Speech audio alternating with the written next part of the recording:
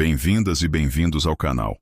Hoje você vai ouvir um dos últimos casos de Sherlock Holmes, O Velho Solar de Shoscombe, um conto repleto de mistério, pistas e reviravoltas. Prepare-se para mergulhar em uma atmosfera de investigação e suspense. Sherlock Holmes estivera durante muito tempo inclinado sobre um microscópio de baixa potência. Depois endireitou-se e olhou triunfante para mim. "É cola, Watson", disse ele. "Não há a menor dúvida." Dê uma olhadela. "Neste material espalhado na lâmina." Curvei-me sobre o aparelho e foquei-o para a minha visão. Aqueles pelos são fios de um casaco de casimira. As massas irregulares cinzentas são pó. À esquerda, escamas epiteliais. Aquelas bolhas escuras no centro são certamente cola. "Bem", sorri. "Estou pronto a acreditar em sua palavra. Há alguma relação entre isso e o caso?" "Trata-se de uma ótima demonstração", respondeu ele. "No caso St. Pancras, você deve se lembrar que foi encontrado um gorro ao lado do policial morto. O acusado nega ser dele o gorro, mas faz molduras para quadros e, portanto, mexe habitualmente com cola. É um dos seus casos? Não. Meu amigo Merivale, da Yard, pediu-me que lhe desse uma ajuda. Desde que pus as mãos naquele moedeiro falso, por meio das limalhas de zinco e de cobre encontradas na costura do punho de sua camisa, eles começaram a perceber a importância do microscópio." Consultou com impaciência o relógio. Esperava a visita de um novo cliente, mas ele se atrasou. "Por falar em cliente, Watson, você entende alguma coisa de corridas de cavalos?" "Devo entender. Contribuo para elas com metade da pensão que recebo por meu ferimento." "Então ficará sendo o meu manual prático do turfista." "Que me diz de Sir Robert Norberton? Esse nome lhe lembra alguma coisa?" "Parece-me que sim. Mora no Velho Solar de Shoscombe, lugar muito meu conhecido porque antigamente eu passava lá o verão. Norberton uma vez quase caiu em sua rede." "Como assim?" "É que uma ocasião ele chicoteou Sam Brewer, o conhecido agiota da Curzon Street, em Newmarket Heath. Quase matou o homem. Ele é dado a tais façanhas? Pelo menos tem fama de homem perigoso. É o cavaleiro mais temerário da Inglaterra e ganhou há tempos o segundo lugar no Grande Prêmio Nacional. É um desses homens que se anteciparam à sua verdadeira geração.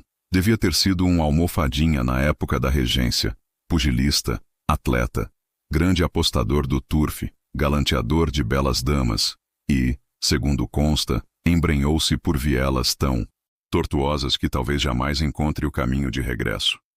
"Magnífico, Watson. Um quadro pequeno, mas completo. Parece-me até que já conheço o homem. E agora você é capaz de me dar uma ideia do Velho Solar de Shoscombe?"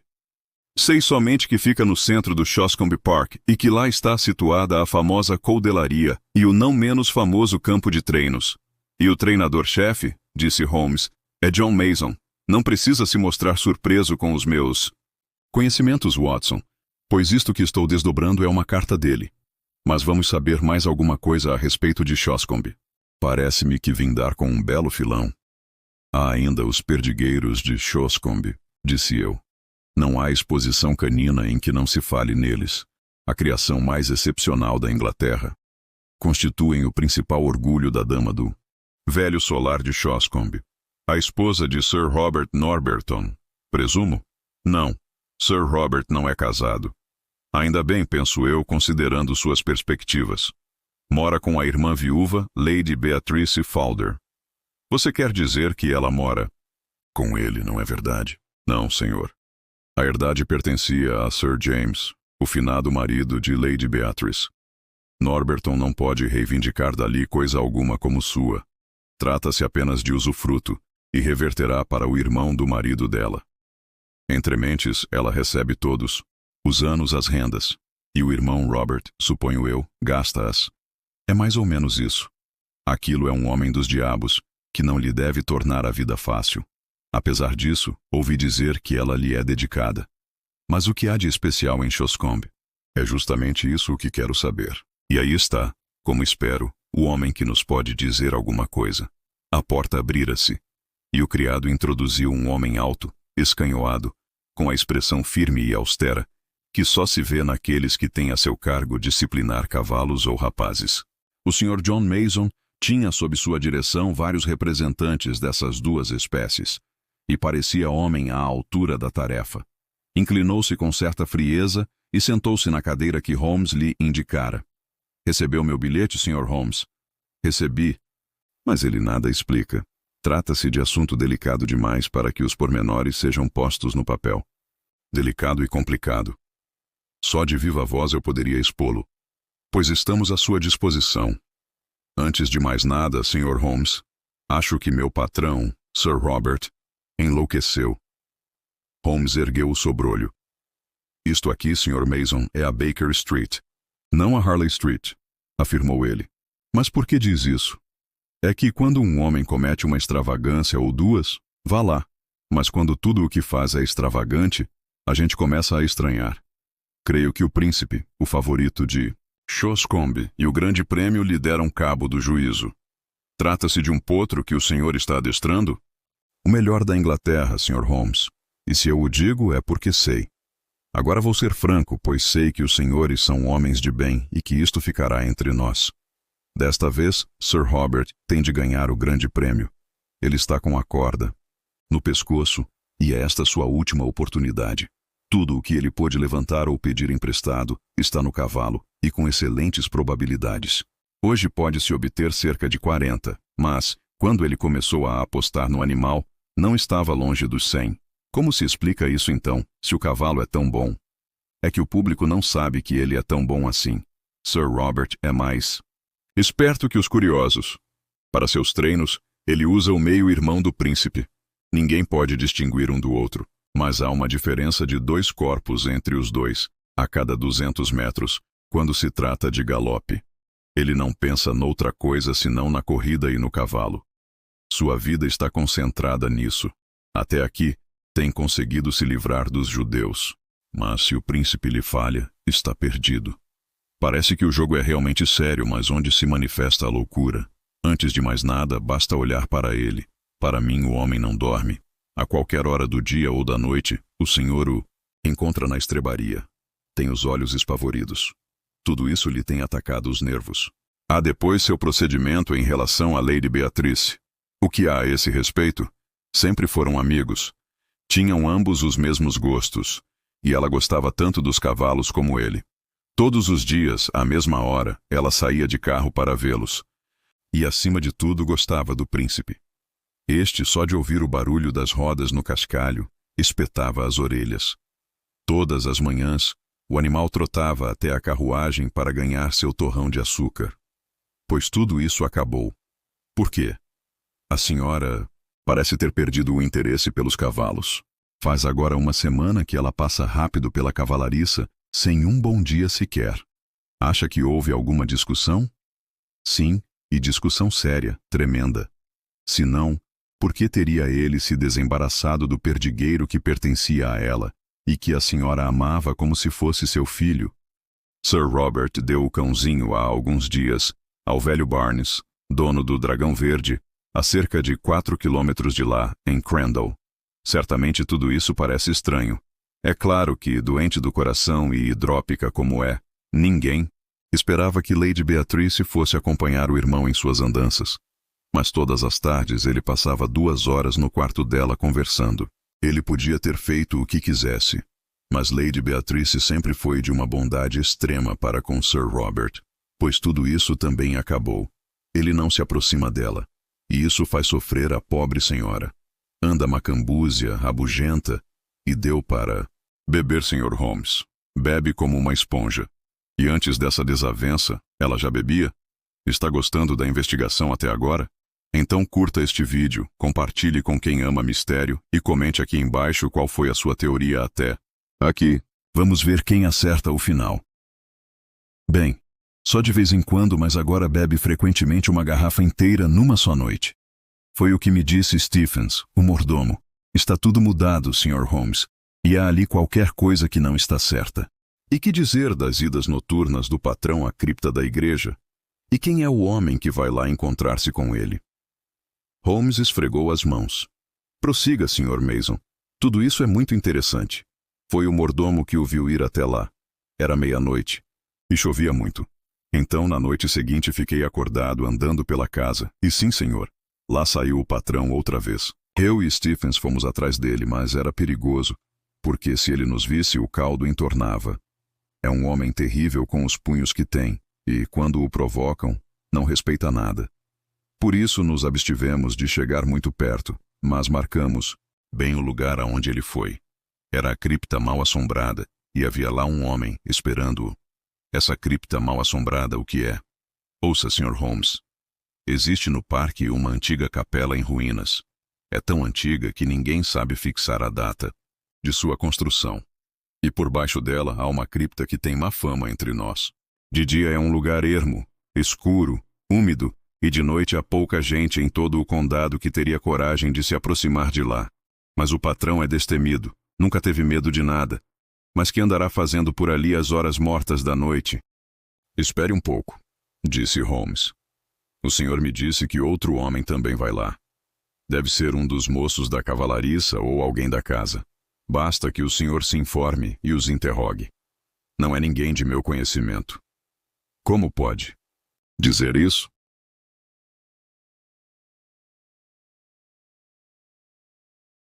Porque eu vi, Sr. Holmes.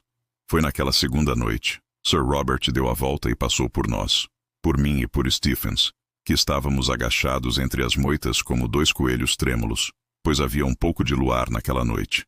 Mas percebemos que o outro homem andava por ali, um pouco atrás. Deste não tínhamos medo. Por isso nos levantamos quando Sir Robert se afastou, e fingindo dar um giro ao luar, forçamos um encontro com o desconhecido, como se fosse a coisa mais natural do mundo. Olá, chefe, quem é o senhor? Disse eu. Desconfio que ele ainda não nos tivesse notado, de modo que olhou por cima do ombro com cara de quem viu o diabo saindo do inferno. Deu um berro e foi-se embora correndo tanto quanto lhe permitiu o escuro da noite. Como corria o desgraçado. Num minuto, desapareceu de nossa vista, e não pudemos descobrir quem era. Mas o senhor distinguiu-lhe bem as feições à luz do luar, não é assim? Não há dúvida. Seu rosto era amarelo, um rosto comum, ouso dizer. Qual a relação que pode haver entre ele e Sir Robert, é o que não sei. Holmes pôs-se a refletir durante algum tempo. Quem faz companhia a Lady Beatrice Fowler? Perguntou por fim. É sua criada, Carrie Evans. Está com ela há 5 anos. E com certeza lhe é dedicada, não é verdade? O Sr. Mason deteve-se um pouco, constrangido. Dedicada é, e bastante, respondeu afinal. Mas não direi a quem. Ah, fez Holmes. Não me fica bem andar por aí comentando. Percebo, Sr. Mason, a situação é bastante clara. Pela descrição que o Dr. Watson fez de Sir Robert, imagino que nenhuma mulher escape de sua cobiça. Não acha que a discussão entre o irmão e a irmã pode ter sido causada por isso?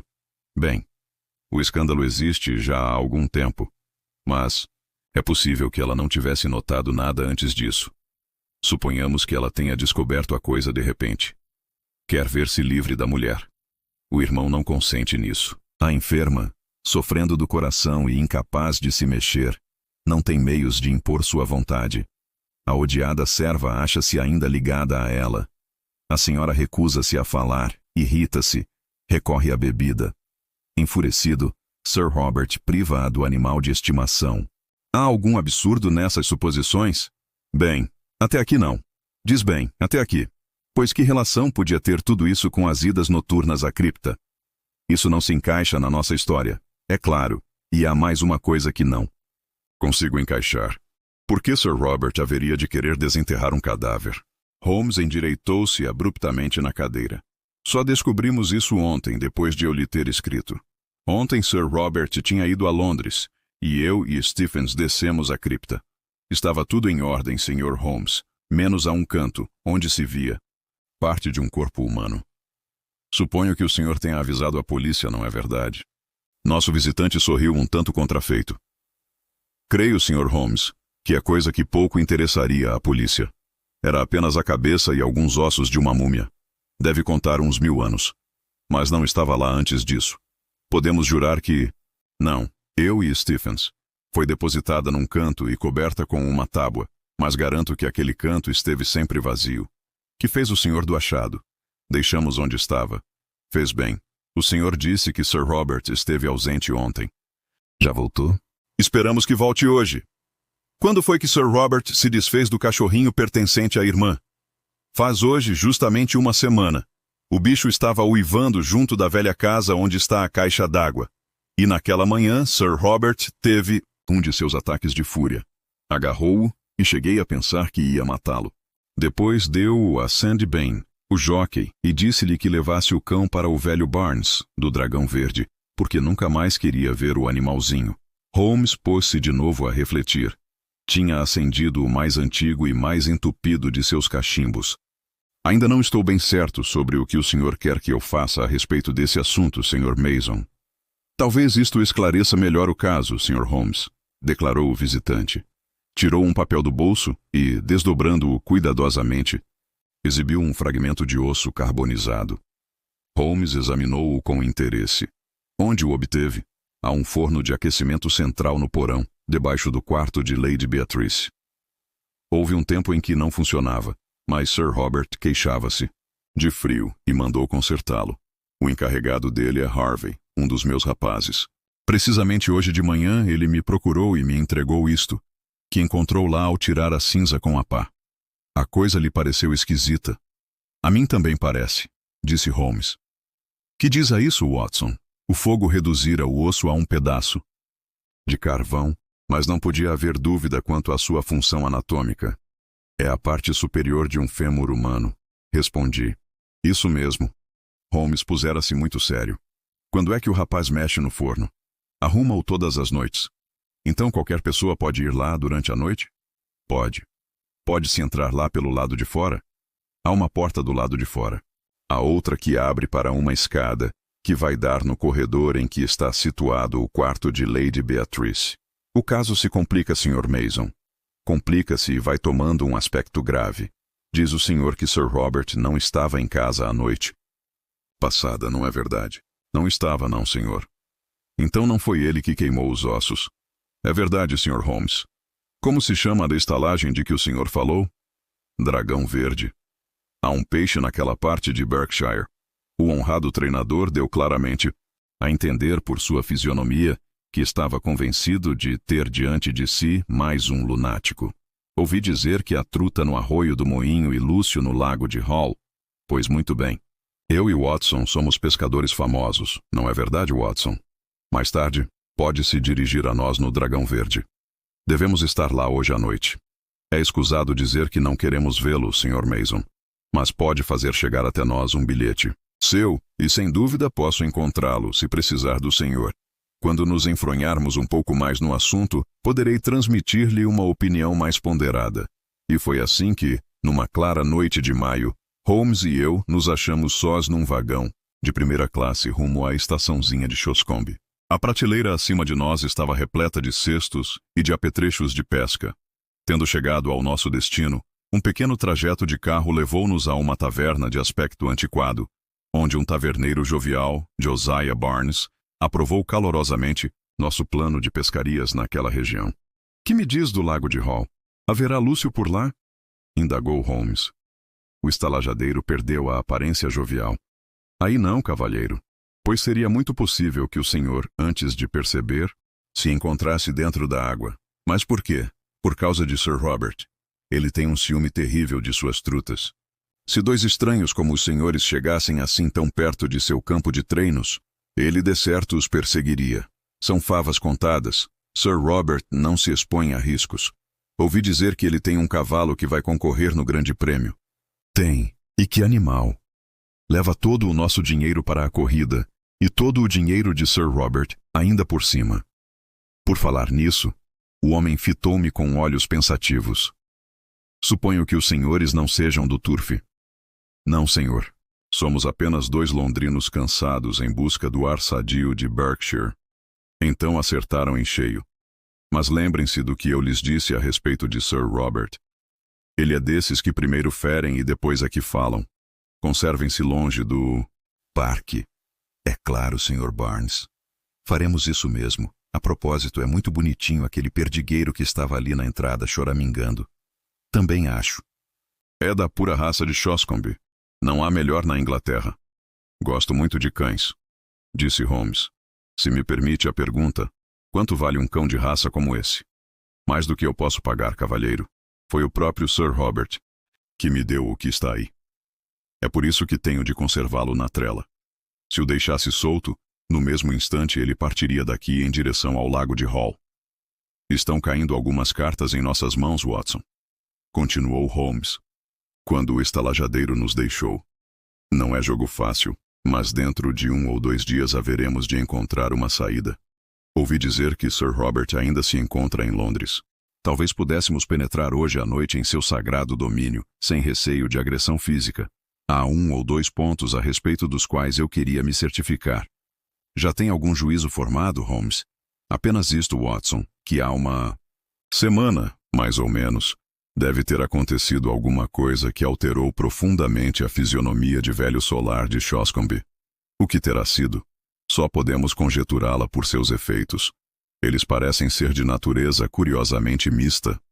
Mas isso certamente nos ajudará. Só não há esperança quando o caso é incolor, destituído de episódios marcantes.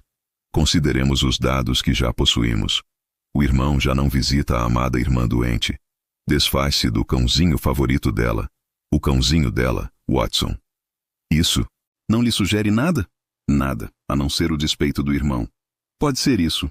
Ou, bem, há uma alternativa. Agora, continuando a examinar a situação desde o tempo em que se deu a discussão, se é que houve discussão, a dama não sai do quarto, altera seus hábitos, não é vista a não ser quando sai de carruagem com a criada, não quer parar perto, dá cavalariça para saudar seu cavalo preferido e aparentemente entrega-se à bebida. Isto abarca o caso todo, não é verdade? Falta a questão da cripta. Esse é outro curso de ideias. Esses cursos são 2, e peço-lhe que não os misture. O curso A, que diz respeito à Lady Beatrice, tem um sabor vagamente sinistro, não acha? Não entendo patavina disso. Bem, vejamos agora o curso B, que se refere a Sir Robert. Ele quer ganhar a corrida a qualquer preço. Acha-se nas mãos dos judeus, podendo suas magníficas cavalariças ser tomadas a qualquer momento pelos credores. É um homem afoito e desesperado. Seus rendimentos são os que lhe dá a irmã, a criada. Desta é seu instrumento dócil. Até aqui parece-me que estou em terreno firme. É ou não é verdade? Mas e a cripta? Ah, sim, a cripta. Suponhamos, Watson. É uma mera suposição, absurda quando se aventa uma hipótese apenas para argumentar, que Sir Robert tenha dado cabo da irmã. Meu caro Holmes, isso não pode ser objeto de cogitações. Muito provavelmente, Watson, pois Sir Robert pertence a uma linhagem de Skoll. Mas às vezes não se encontra um abutre sanguinário entre as águias altaneiras. Vamos discutir por um momento essa hipótese. Ele não podia fugir do país antes de fazer fortuna, e essa fortuna só podia ser feita mediante a proeza espetacular do príncipe de Shoscombe. Portanto, ainda não pode arredar pé do lugar. Para isso, teria de se desembaraçar do corpo de sua vítima, e teria de encontrar um substituto que a representasse. Com a criada como sua confidente, isso não seria impossível. O corpo da mulher podia ser transportado para a cripta, lugar muito raramente visitado, e ser secretamente destruído à noite, no forno, deixando a prova que já é do nosso conhecimento. Que diz a isso, Watson? Uma vez admitida essa monstruosa suposição, tudo é possível. Penso que há uma pequena experiência que podemos tentar amanhã, Watson, a fim de lançar alguma luz sobre o assunto. Entretanto, se quisermos sustentar nossos papéis, proponho que convidemos nosso taverneiro a tomar conosco um copo de seu próprio vinho e que mantenhamos uma conversa cerrada sobre enguias e trutas, o que parece ser o caminho certo para lhe granjear a simpatia. Pode ser que, em meio à palestra, saia casualmente alguma bisbilhotice local que nos seja útil. Pela manhã, Holmes verificou que nos tínhamos esquecido de certo aparelho essencial para a pesca, o que nos impedia de pescar naquele dia. Por volta das 11 horas fomos dar um passeio e ele obteve permissão para levar o perdigueiro preto. É este o lugar, disse ele ao chegarmos a um portão enorme encimado por 2 grifos heráldicos. Lá pelo meio-dia, segundo me informou o Sr. Barnes, a velha dama sai para seu giro habitual, e a carruagem que atrás deve diminuir a marcha enquanto se abrem os portões. Quando o veículo estiver transpondo o portão, e antes que ganhe velocidade, preciso, Watson, que você detenha o cocheiro, fazendo-lhe uma pergunta qualquer. Não se importe comigo. Ficarei abrigado atrás deste azevinheiro e verei o que posso fazer.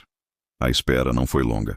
15 minutos depois, vimos o grande landau amarelo, aberto, que vinha pela alameda afora, puxado por 2 esplêndidos cavalos de tiro, cinzentos, de passo largo. Holmes agachou-se atrás do seu azevinho com o cão.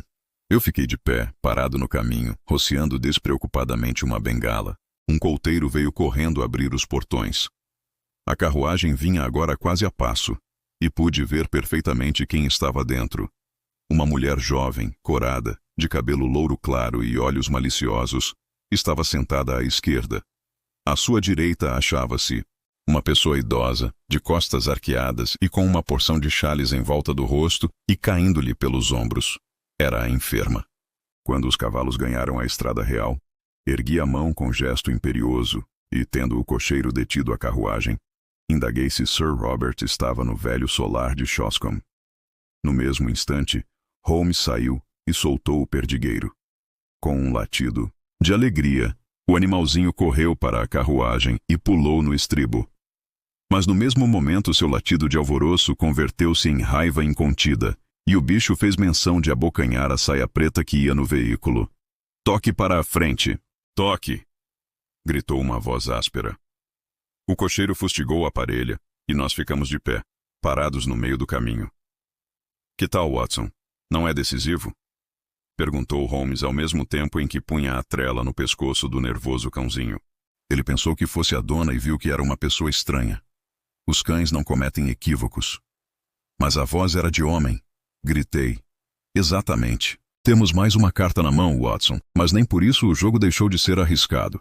Meu companheiro parecia não ter nenhum outro projeto para aquele dia, e sendo assim, tratamos de nos servir dos apetrechos de que dispunhamos e fomos pescar, no arroio do moinho. O resultado foi termos à ceia um bom prato de truta. Somente depois desse repasto é que Holmes apresentou sinais de renovada atividade. Uma vez mais nos achamos na mesma estrada da manhã, que nos levou ao portão do parque. Lá nos aguardava um vulto alto e negro, que verificamos ser o nosso conhecido de Londres, o Sr. John Mason, o treinador. "Boa noite, senhores", saudou ele. "Recebi seu bilhete, Sr. Holmes. Sir Robert ainda não voltou, mas ouvi dizer que é esperado esta noite." "Qual a distância da casa à cripta?" perguntou Holmes. "Cerca de meio quilômetro. Então penso que não precisamos nos preocupar com ele." "Eu já não posso dizer o mesmo, Sr. Holmes. No momento em que chegar, desejará ver-me para ter as últimas notícias do príncipe de Shoscombe." "Compreendo. Nesse caso, vamos trabalhar sem o senhor, Sr. Mason. Basta que nos mostre a cripta, e pode regressar." A noite estava escura e sem luar, mas Mason guiou-nos pelo prado até que surgiu à nossa frente uma massa escura, que, conforme logo se verificou, era a vetusta capela. Entramos pela brecha quebrada que fora outrora o pórtico, e nosso guia, tropeçando entre os montes de alvenaria solta e de caliça, foi-se encaminhando para a esquina do edifício, onde uma escada descia até a cripta. Riscando um fósforo, Holmes iluminou aquele lugar melancólico, sinistro e cheirando a mofo, com velhas paredes talhadas de pedra tosca a esboroar-se e com pilhas de esquifes, uns de chumbo, outros de pedra, estendendo-se para um lado até atingir o telhado de arcada, que se perdia nas sombras acima de nossas cabeças. Holmes acendera sua lanterna, que espargiu um feixezinho de intensa luz amarela sobre aquele ambiente macabro. Seus raios batiam nas chapas dos ataúdes, muitos dos quais adornados com o grifo e a pequena coroa daquela antiga família que levava suas insígnias até a morada das sombras. "O senhor falou nuns ossos, Sr. Mason. Podia mostrá-los antes de ir embora?" "Estão aqui neste canto." O treinador caminhou para o lado que ele mesmo indicara e aí parou, tomado de surpresa, enquanto nossa luz era dirigida para o local. "Já não estão aqui", murmurou ele. "Era o que eu esperava", disse Holmes, esboçando um sorriso. "Imagino até que suas cinzas possam agora encontrar-se naquele forno, que já consumiu uma parte."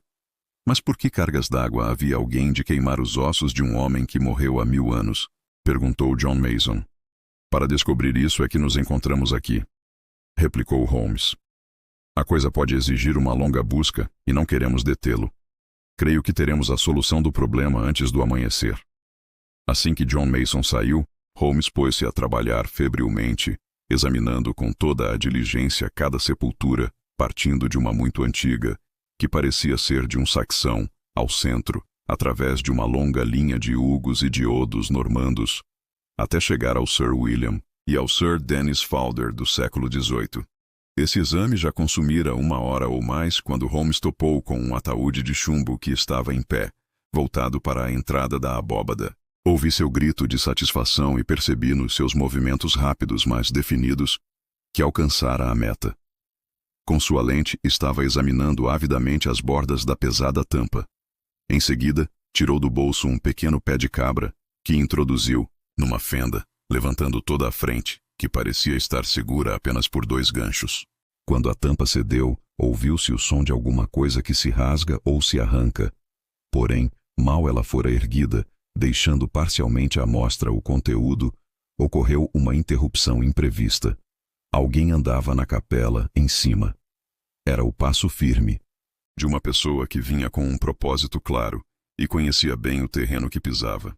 Uma luz jorrou pela escada abaixo, e daí a um instante o homem que a trazia apareceu na abertura abobadada em estilo gótico.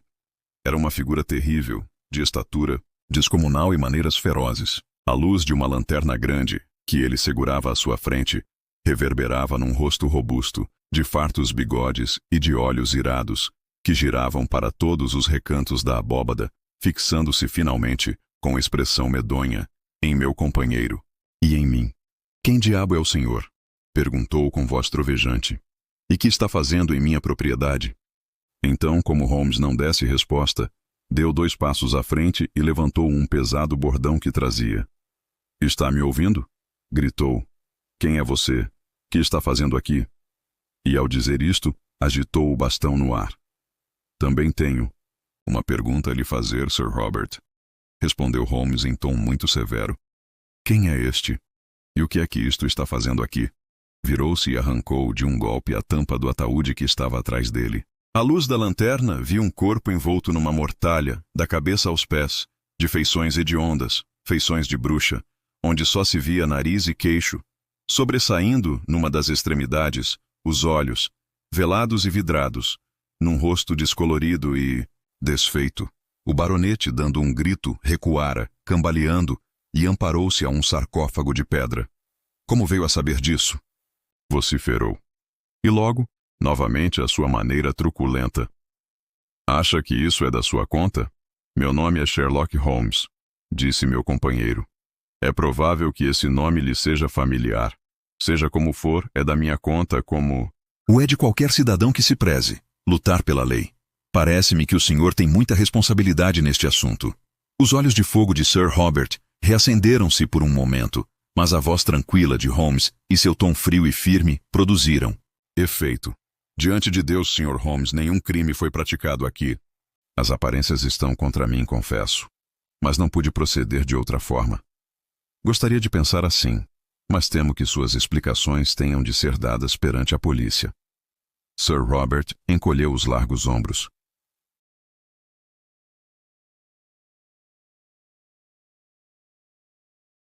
Bem, se tem que ser, que seja.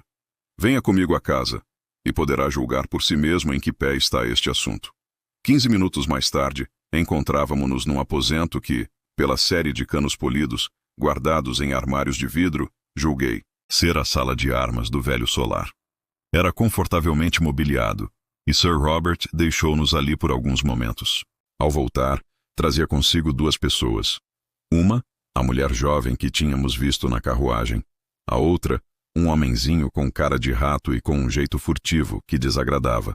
Tanto ela como ele traziam estampados na fisionomia o maior assombro, sinal de que o baronete ainda não tinha tido tempo de lhes explicar o rumo que os acontecimentos haviam tomado.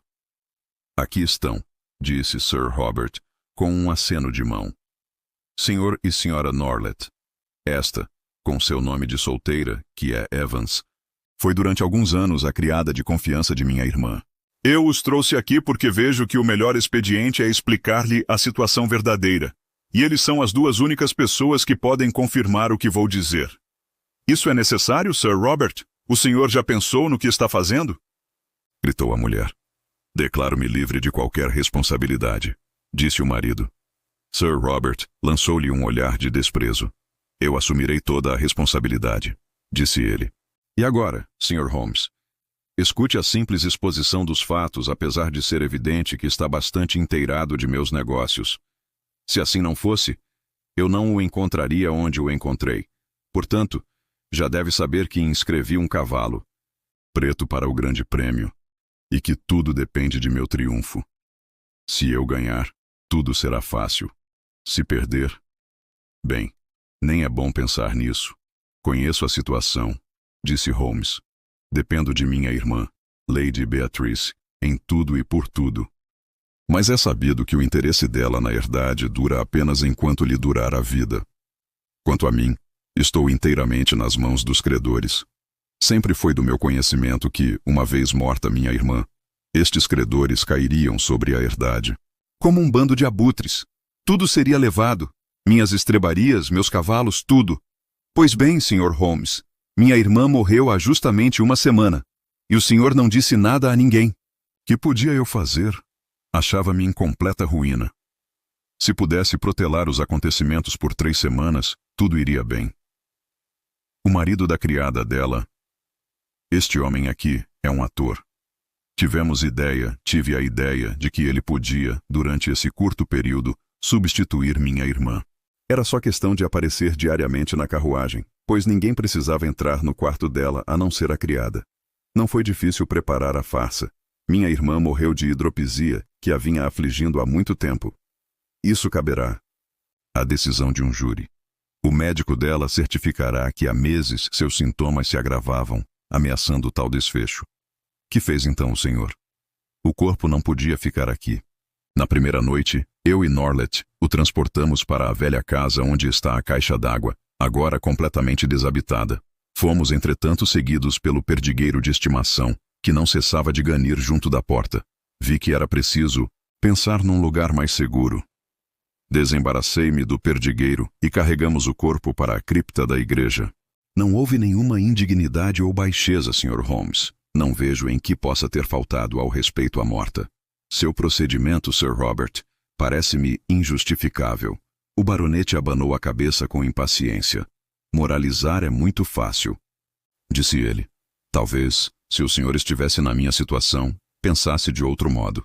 Não é possível uma pessoa ver, no último momento, frustradas todas as suas esperanças e malogrados todos os seus planos, e não fazer um esforço para salvá-los. Achei que não cometeria nenhuma indignidade colocando-a provisoriamente num dos ataúdes dos antepassados de seu marido, que jazem ainda em chão sagrado. Abrimos um desses ataúdes, retiramos dele o conteúdo e a colocamos onde o senhor viu. Não podíamos, evidentemente, deixar no chão da cripta o conteúdo por nos retirado. Eu e Norlet o transladamos dali, e ele o queimou à noite, no forno central. É essa a minha história, Sr. Holmes. Agora, como o senhor me encostou à parede, obrigando-me a contá-la, é para mim um mistério.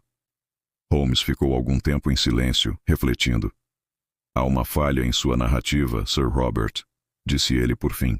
Suas apostas na corrida, e portanto suas esperanças no futuro, estariam de pé, mesmo que seus credores tocassem na sua herdade. O cavalo faz parte da herdade.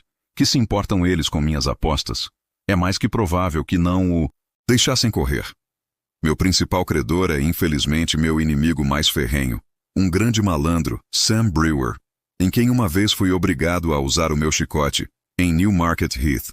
Acha que ele iria procurar me salvar? Bem, Sir Robert, redarguiu Holmes levantando-se. Este caso tem por força de ser levado ao conhecimento da polícia. Minha obrigação era esclarecer os fatos, e aí ela para.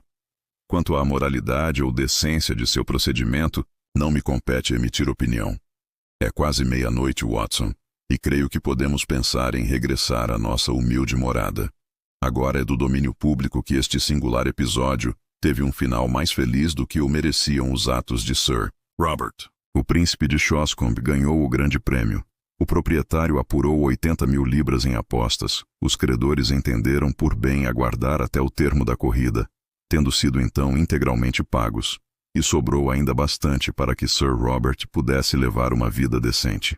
Tanto a polícia como o júri consideraram com benignidade a transação, e exceto uma branda censura pela demora em notificar o falecimento da dama, o ditoso proprietário escapou ileso deste estranho incidente, numa carreira que já sobreviveu às suas sombras, e promete finalizar em honrada velhice.